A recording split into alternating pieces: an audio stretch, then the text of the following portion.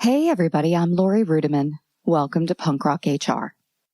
This week's guest is me. You will only hear my voice. And I have one big idea.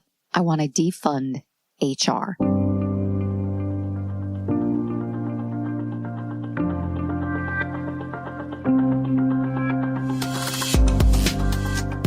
Just like we're having a conversation all over America and really the world about defunding police work, I want to talk about defunding human resources, recruiting, compensation, benefits, all the good stuff. Now, defunding doesn't mean eliminating it. And also, I don't come at this from a hysterical point of view. We need people to do people-related things in our organizations. But I have over 20 years of experience in human resources. And on top of that, I come from a family of police officers. And if one thing is clear to me now more than ever, is that human resources and police work are two sides of the same coin. In fact, if you only ever work in HR for a day in your life or know somebody for only a day, you'll realize that the modern people department is a lot like policing. HR oversees a system with rules that they don't control and they might not even agree with, but they can't change. They can't even influence it. And when you work in HR, recruiting, talent, whatever you want to call it, you rarely see people at their best. In fact, you often see them at their worst. They're most desperate. They're most afraid. But it's not your job to intervene and get them back on track, not at least on the human level. That's not your job. Your job is to get people complying with corporate rules or falling in line or following policies and processes. That sounds like being a cop to me. Man, I would know. Sounds just like all my family members. And I can hear you in my head. You say, no, I've got autonomy and freedom and a mandate from my CEO. I've got discretion. I can think strategically. And that's great that your executive leadership team believes in you. You know, mayors and governors believe in cops like a lot of people believe in cops. And police officers actually have freedom in the field too. They know the rules, they've read the handbook, and they make decisions in a moment in the field. And that's part of the trouble because they turn a blind eye to the drunk driver who's white or the young girl who's shopping because they don't want to do paperwork or show up in court. Or the man accused of domestic violence because, you know, he's their buddy or he looks like one of them or they've done a mini investigation right there in the moment and they don't have enough to go on to make an arrest. I'm not saying that all cops and all HR professionals are immoral, unethical, biased, flawed, terrible people who should just hang it up. But what I'm saying is that this job is weird. Both jobs are weird. And bias has a funny way of creeping up on both professions. And if I were wrong, the modern workforce and our communities and the way they are policed would look a lot different. But I'm right. For the past 40 years, we keep pumping in money into human resources and policing, and we are not getting the ROI we deserve. Now, you might say, whoa, we're not pumping in money. Not in my HR department. And with more money and exposure, I believe we'd get better outcomes. The management science is not with you. So first of all, we cannot do good studies to test the effect of having an optimal HR department and a suboptimal HR department. We can't test any of this because the mediocre establishment of human resources is so pervasive that you cannot create a sample size of companies that have said, you know what, we've invested in our people without HR and we're doing great. Like it doesn't even exist. Kind of like communities have fallen into the old way of policing and we can't even go out and look for alternatives to measure and monitor because they just don't exist. Mediocrity has overwhelmed all of us. And this issue of money makes it murky because I believe money can solve a lot of things. But the HR and technology industry is a $38 billion global industry that's slated to double by some accounts by 2030. That's 10 years from now. And for all the time, money, and attention that we've invested over the past 40 years, compensation programs are still biased.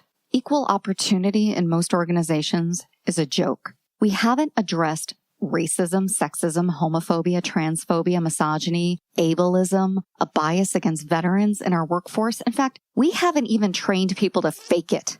Like, we can't get them to fake it and be decent people. On top of that, for all the money and academic rigor around leadership and excellence, we still have corporate org charts that resemble family trees, toxic family trees, with the dad on top and everybody else falling in line underneath.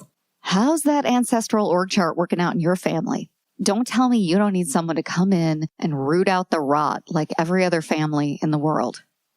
We have tried to take a function like human resources and solve a lot of people-related problems, and it's just not working. And I don't want to throw more money at that. In fact, I want to throw less money at that and do it differently.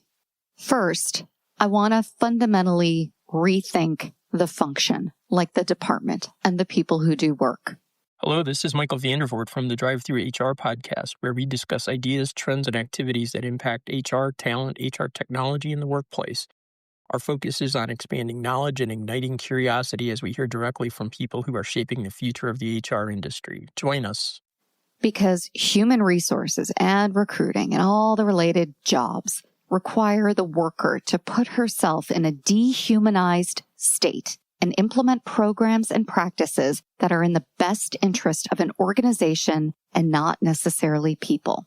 How is that even a fair or a meaningful job for someone? Like, how is that the right thing to do? How is that dehumanized function that is above employees but not quite a leadership role expected to solve problems? It's broken. It's a flawed model. If we start anywhere, we need to start there. One way to defund human resources, but to get a little bit closer to a world that is fair and equitable and just, is to stop hoarding HR expertise, and I'm using air quotes, and to start teaching it.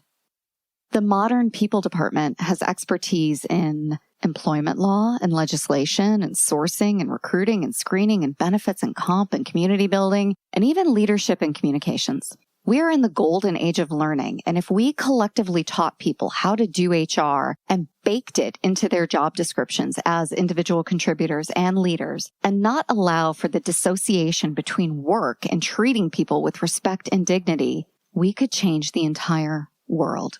Now, would you in human resources still have the job that you have today? Maybe, maybe not. But I think our lives as HR practitioners and talent-focused people would be more meaningful. I think there's other work to do. Not only are we in the golden age of learning, but we're also in the golden age of technology. And if we wanted to make progress without throwing more money at the same old systems in HR, we, all of us, employees, leaders, supervisors, HR professionals, could demand more out of our HR experience platforms. You know, some people departments are running in Excel and Outlook. They're using old manila folders. They're still using binders. And others have tried to keep up, and they are using a hodgepodge of technologies from the last 20 years that are connected through bubblegum and shoelaces. When I used to travel back in the day and I was out in the field and I would give these keynotes to HR professionals, they would come to me and say, you know what, it's great that you're talking about the future of work, but we are besieged by terrible technology. And they use it as a foil for bad HR experiences, bad interactions with employees, and failed promises. So if you're really besieged, I want you to fight back. You can know technology without being a technologist. In fact, there's a whole HR analyst economy out there of people who don't know how to program, don't know how to code, have degrees in English and theater, who are smart about the way technology works and its impact on people. So go partner with that vendor who's trying to sell you stuff regularly. Ask questions, make suggestions. In fact, be brave and sit on customer advisory boards. But more importantly, demand better. We can defund shitty HR technology. And I think if we do that, we'll find more funding and more resources for the programs and policies that can change the very nature of how we do work. Finally, if you work on a people team that expects you to police the workforce, you need to quit.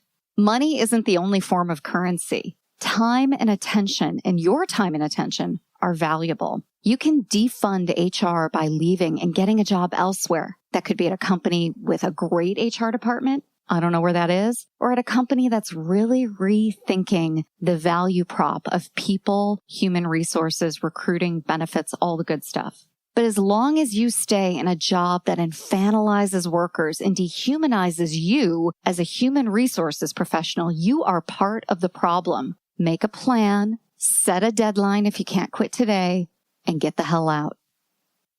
Defunding human resources means that we refund the programs, the policies, the big ideas that can really turn it around and treat people of all shapes and sizes, all walks and backgrounds fairly and equitably. Isn't that what this is all about?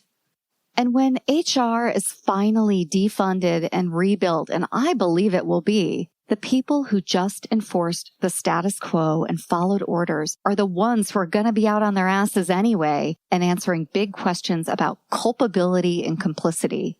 Do you want your legacy to be that you had to pay a mortgage and you stayed in a company where somebody was mistreating women or people of color?